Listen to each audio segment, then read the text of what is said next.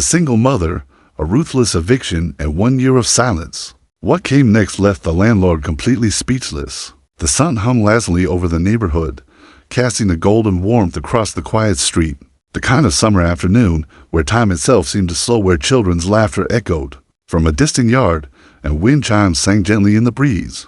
The scent of jasmine drifted from somewhere unseen, blending with the earthy aroma of sun-warmed pavement. Danielle stood barefoot on the concrete steps of her apartment, a watering can in hand, the metal warm against her palm.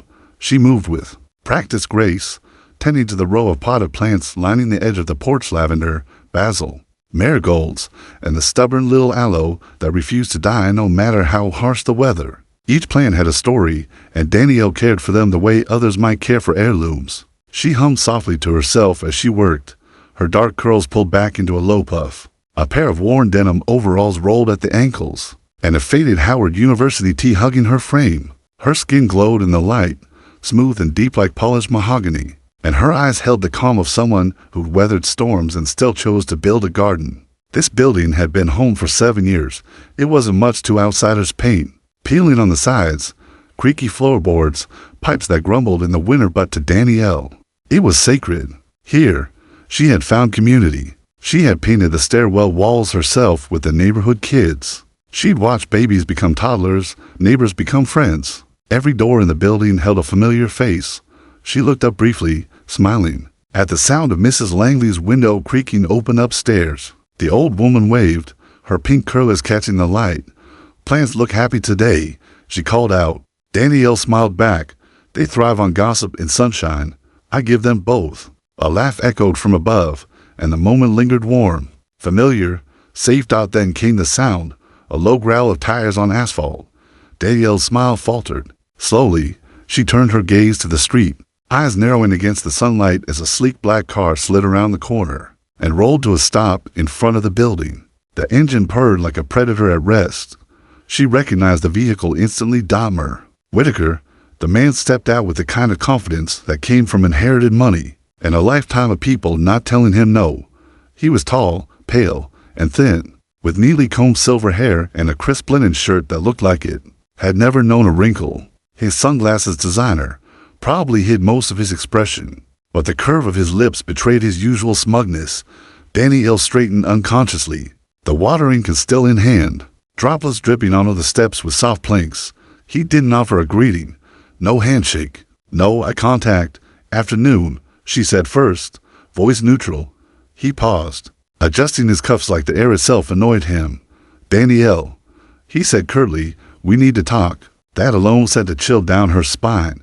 It wasn't what he said, it was how he said it, like someone who already knew you wouldn't like what came next, but didn't care enough to soften the blow. "I was just tending to my basil," she replied, not moving. "If it's about the leak in the laundry room, it's not about maintenance." From his coat pocket, he drew a folded piece of paper, neat, clean, the kind of paper that held ugly news, dressed up in formal language. Danielle took it without a word. Eviction notice. No grace period. 30 days to vacate. No violation listed, just a vague line about necessary property transitions. Her eyes skinned slowly, then again. Her stomach dropped, but her face remained calm. She looked up at him. "I've never missed a payment," she said, the faintest tremor in her voice.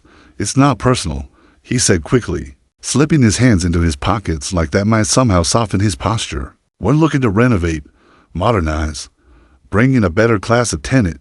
You understand?" Her mouth tightened. Her fingers clenched the paper until it crinkled. A better class of tenant. That told her everything. 7 years, she said, quietly. "I've lived here, helped fix this place when no one else would."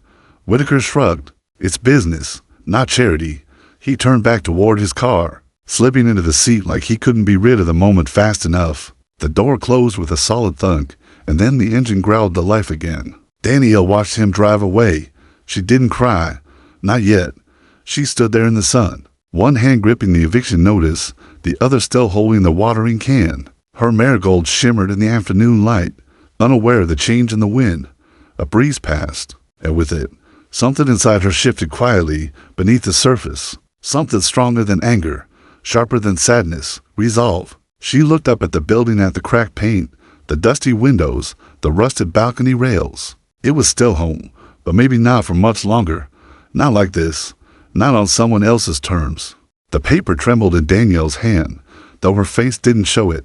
The words on the page were cold clinical, a formal notice, tapped in a sterile font, with phrases like vacate within 30 days and property improvements forthcoming. But beneath the legal jargon, the message was simple: you're no longer wanted.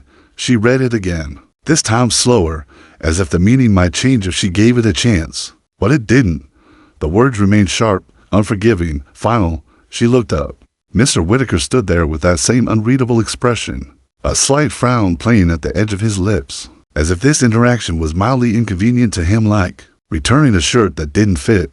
There must be some mistake, Danielle said finally, keeping her voice even. I've never missed rent.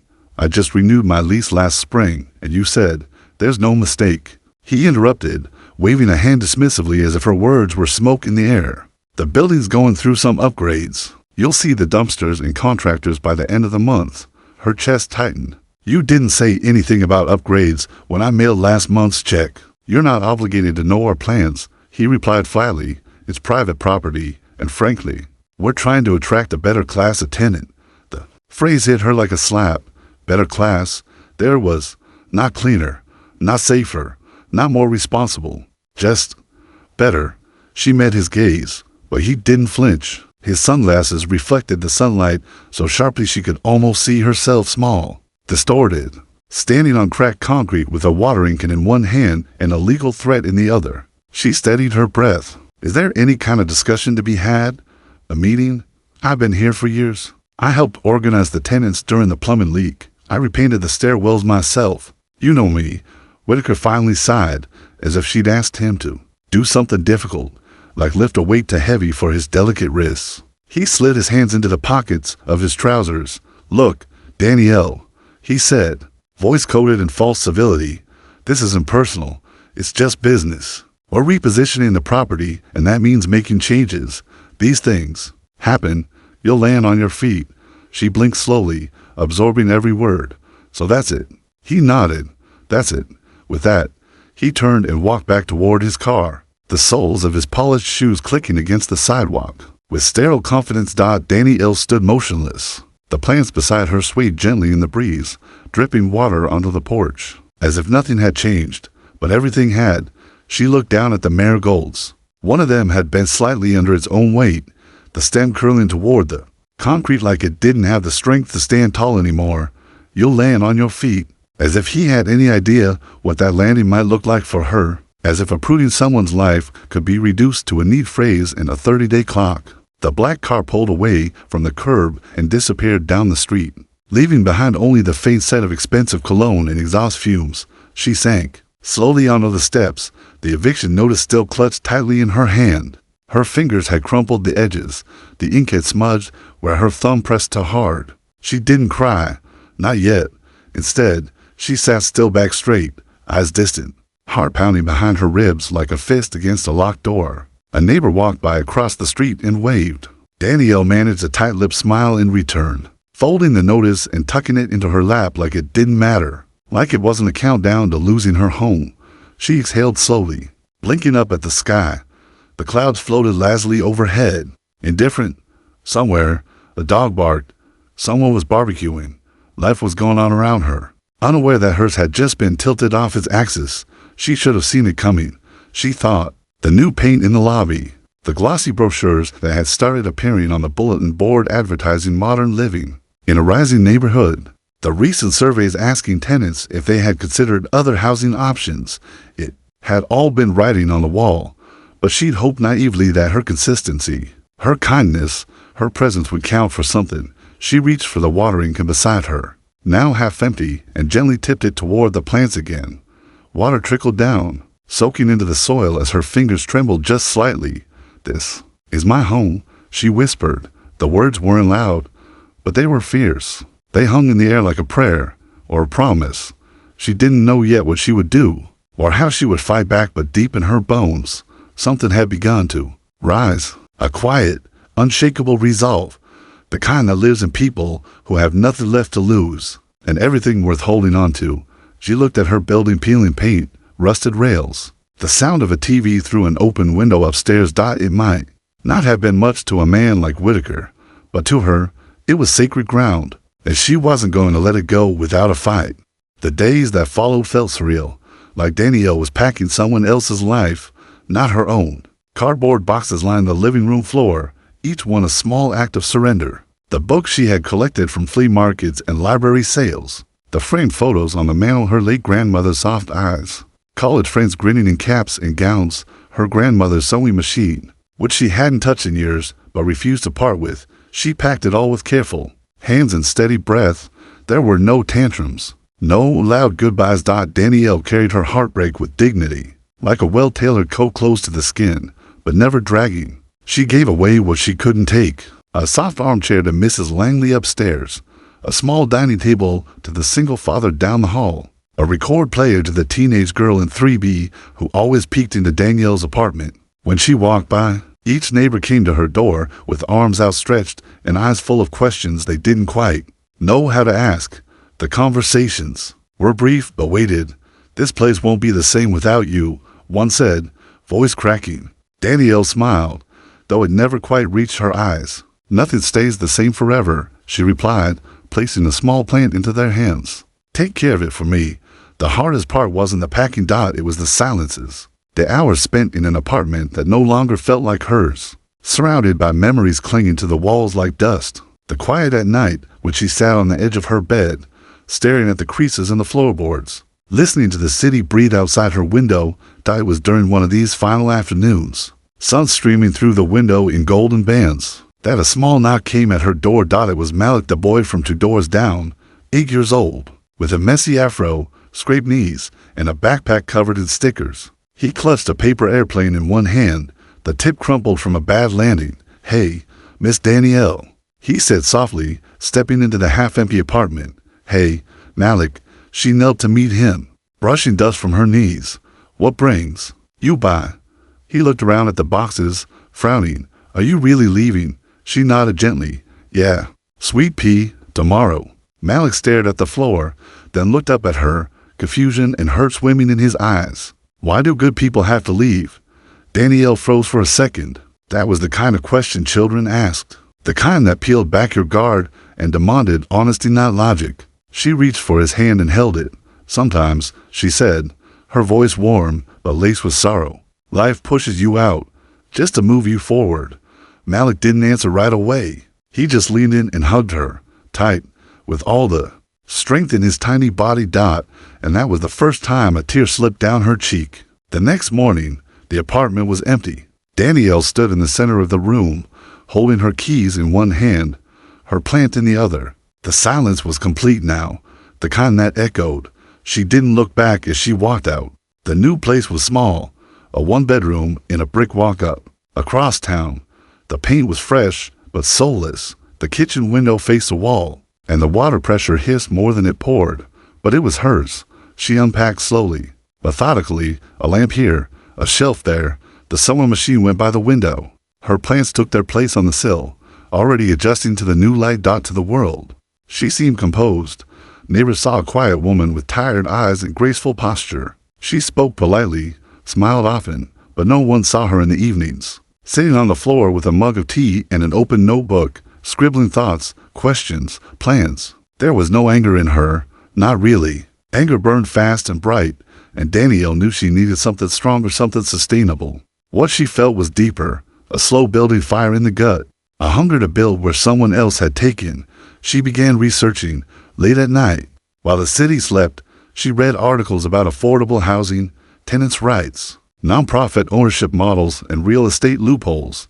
She made spreadsheets, lists, goals. She reached out to an old professor from college who now ran a small housing initiative. The Zoom call ran to hours. "You sound like you've already made up your mind," the professor said, smiling.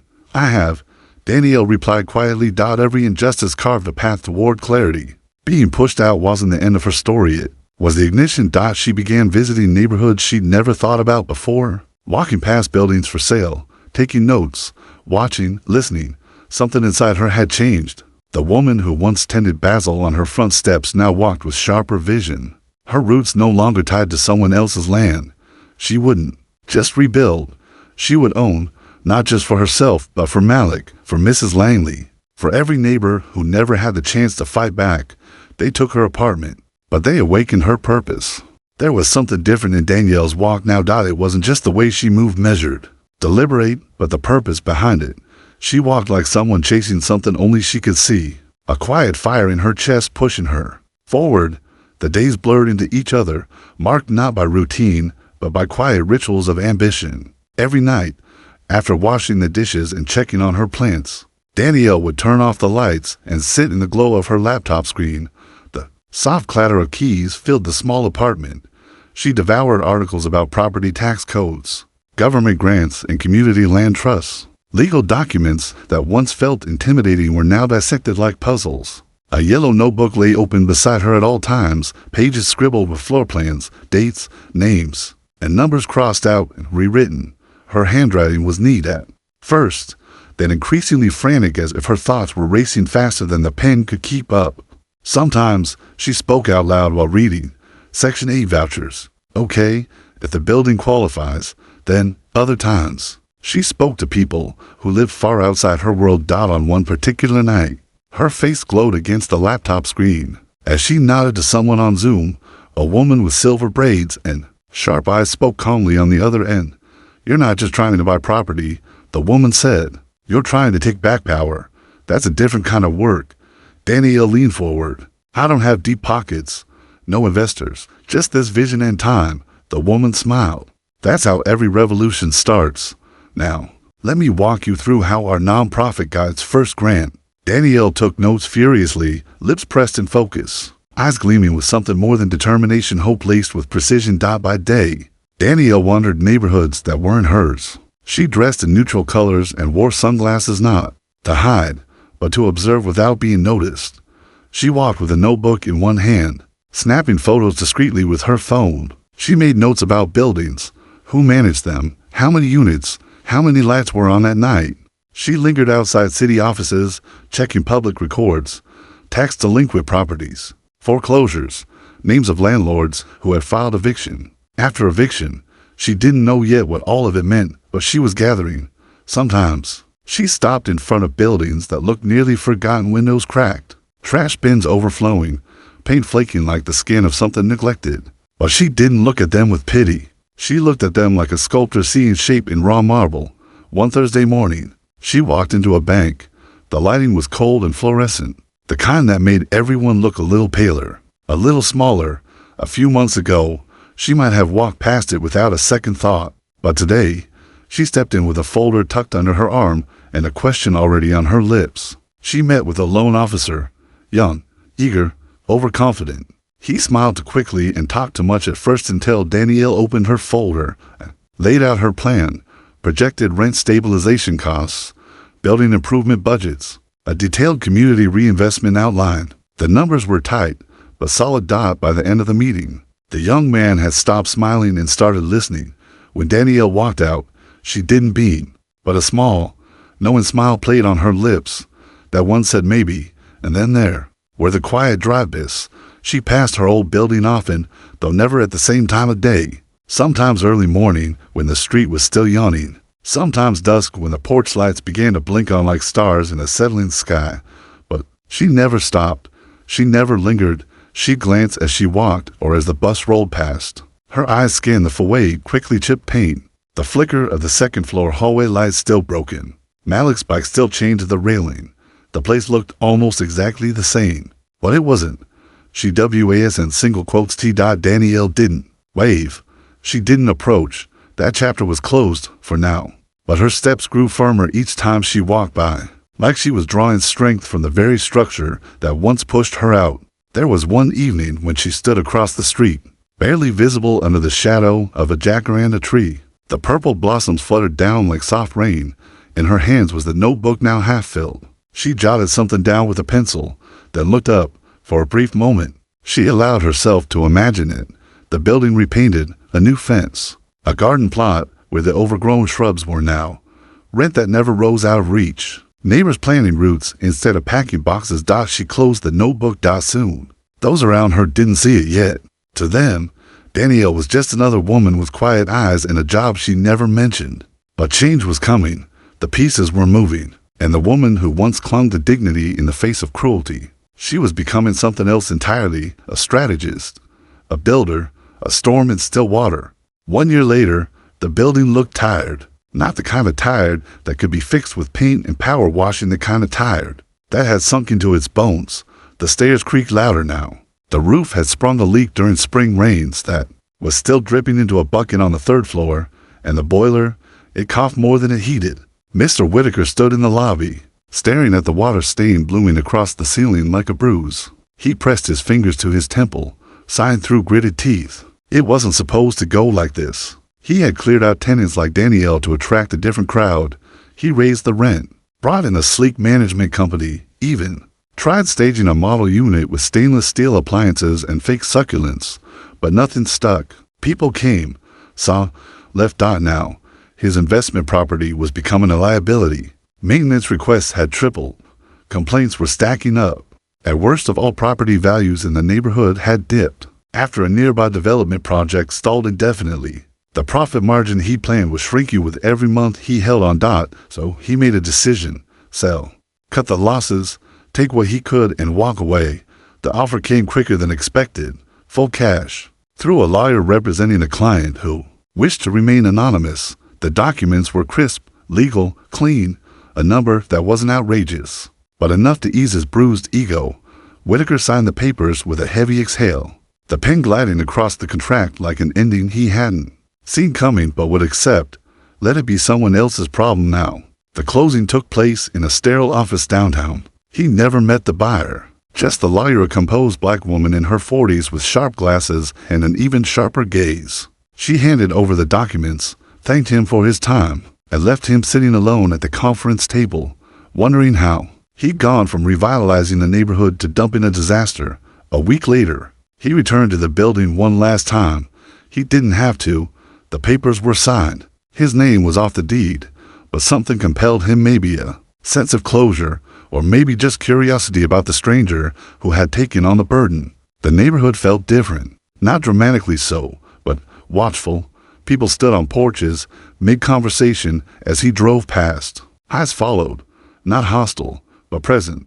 He parked in front of the building. The same cracked sidewalk, the same dent in the fence where a kid's bike had once hit to fast. And then he saw her. Danielle standing on the front steps. The late afternoon light spilled across her shoulders like honey. She wore a fitted blazer, dark jeans, and a quiet expression that said everything and nothing all at once. A ring of keys dangled from her fingers, catching the sun with a soft metallic glint. Whitaker froze. For a moment, it didn't register. The way she stood there, as if she'd always belonged.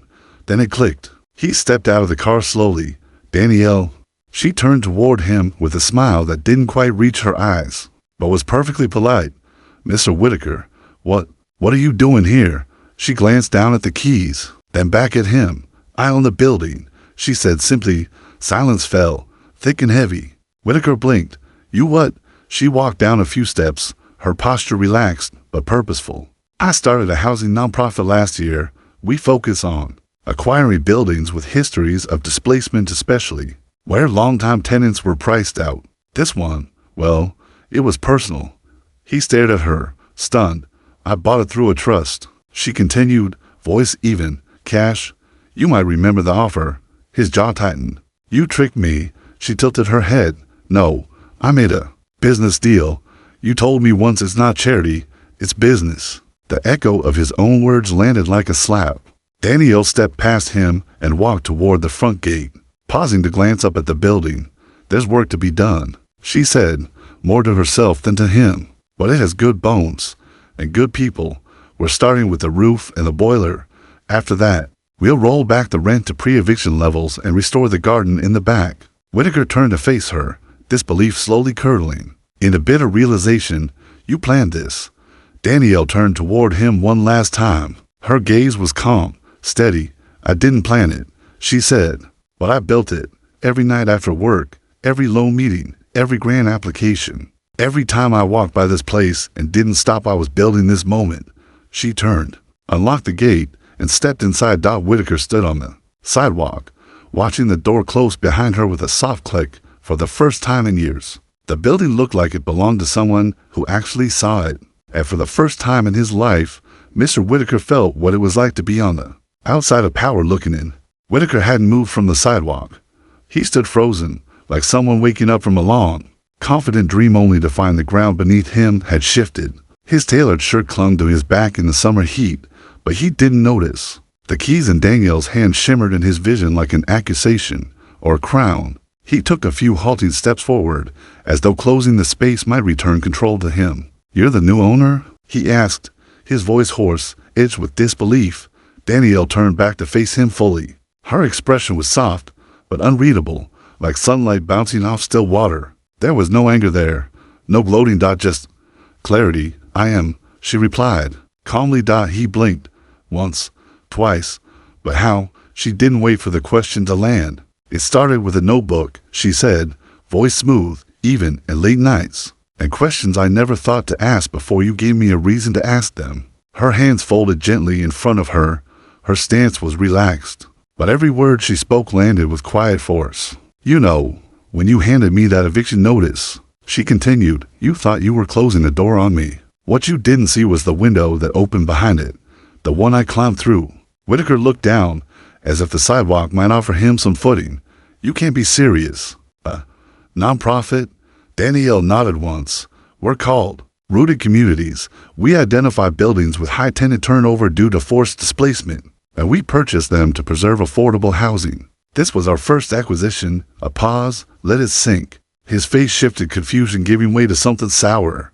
"This is personal, then." Danielle tilted her head thoughtfully. "Personal, sure, but not petty." Her tone remained kind, but there was iron underneath. "This isn't about revenge, Mr. Whitaker. It's about justice and stability and taking back control over spaces that were never designed to let people like me belong for long." He scoffed. "You had control. You were here for years. I was renting a future someone else could take away at any moment," she replied evenly. "And then you did." There it was again, his own action, placed gently in front of him like a mirror. He looked at the building, now hers. He could still see the worn bricks, the chipped balcony railing, the faded numbers above the entry door. But somehow, in this moment, the building looked different, not newer, just claimed. "You used me," he muttered, as if to himself. Danielle laughed softly, not mockingly, almost sadly. "No," she said, "you underestimated me.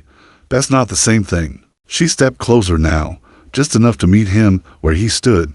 "I won't evict the tenants you tried to displace," she continued. "We'll stabilize rents, bring in community programs, start with the garden out back, then the boiler. This building has good bones. It just needed someone to see it."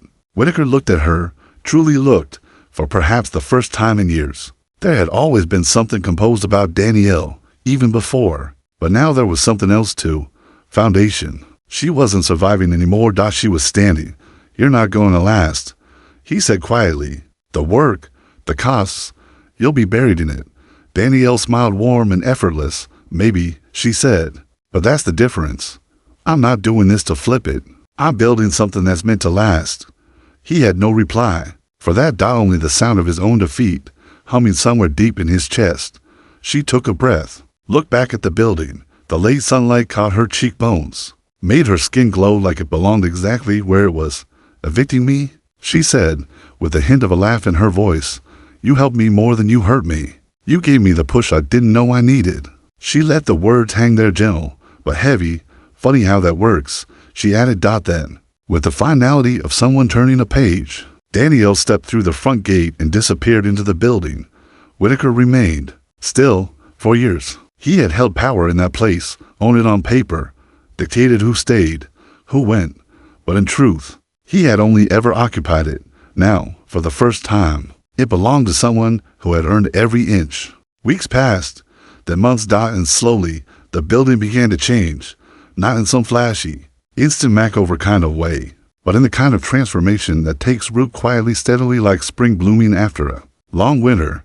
The rusted railings were repainted a deep forest green. The hallway lights, once dim and flickering, now shone soft and golden. New mailboxes were installed, nothing fancy, but sturdy, clean, labeled with care. On the front stoop, Danielle placed a welcome mat that read simply, "You belong here." She didn't just fix things. She listened. She asked the tenants what they needed, what they'd never had the chance to ask for. A mother of 3 asked for a washer in the basement. Danielle found a local grant to make it happen. An elder on the 3rd floor mentioned the broken buzzer.